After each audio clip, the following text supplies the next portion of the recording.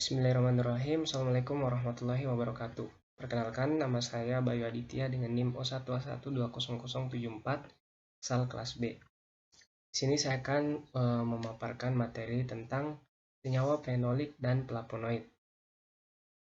Nah, yang pertama, definisi senyawa fenolik dan flavonoid. Jadi, senyawa fenolik adalah metabolit sekunder bioaktif yang terdistribusi secara luas di tanaman, terutama disintesis oleh asam sikamat, pentosa fosfat, dan jalur fenilpropanoid.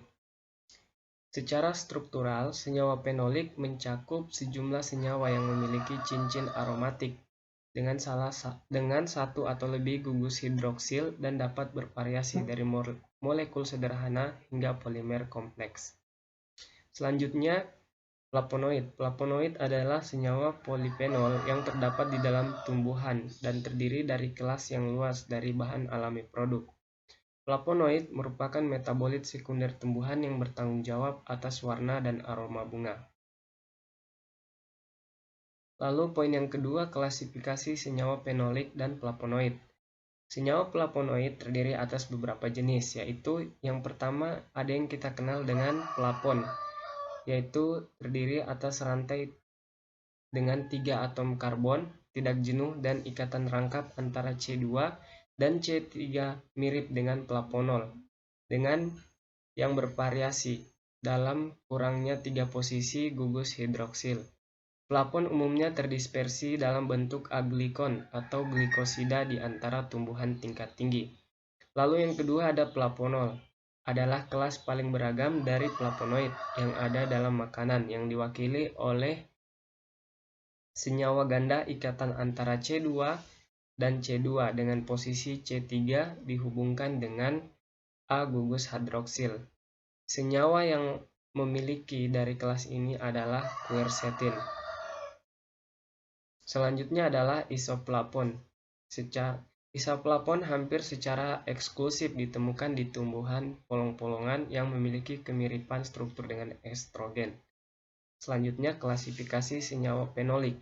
Klasifikasi senyawa fenolik yang terkandung dalam tumbuhan yaitu fenol sederhana, benzokuinon, asam fenolat, acetofenon, naptokuinon, santon, bioflavonoid, kumarin, stilben, turunan tirosin, asam hidroksisinamat, flavonoid, lignan, dan tanin.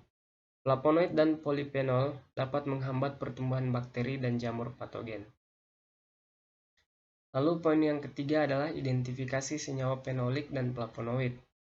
Identifikasi senyawa fenol dan flavonoid dilakukan menggunakan metode kromatografi lapis tipis dengan standar quercetin, di mana larutan ekstrak etanol batang, daun, bunga, dan buah senggani masing-masing ditotolkan pada lempeng KLTGF254 dan dielusi menggunakan kloroform, metanol, etil asetat air dengan perbandingan 80:12:6:2. Kemudian diamati bercak pada lampu UV 254 dan 366 nanometer.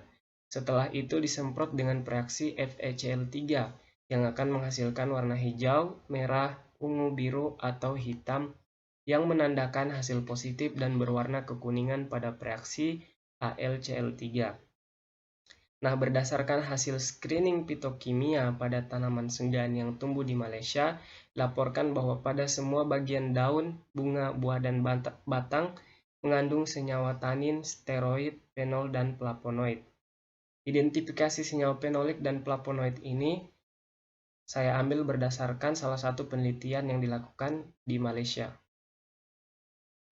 Nah, selanjutnya gambaran proses biosintesis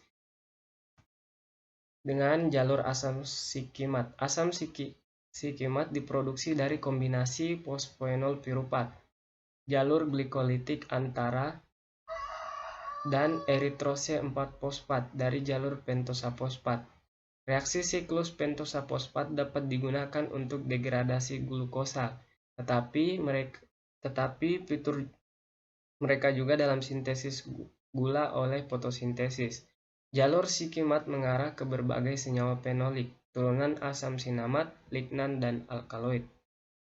bisa kita lihat jalur biosintesis metabolisme sekunder dalam tumbuhan seperti yang ada pada gambar. Nah, ini adalah sumber tempat saya mengambil atau mengutip materi dari beberapa jurnal serta e-book. Mungkin itu saja yang dapat saya sampaikan. Adapun kurang dan lebihnya mohon dimaafkan. Billahi taufiq wal hidayah. Wassalamualaikum warahmatullahi wabarakatuh.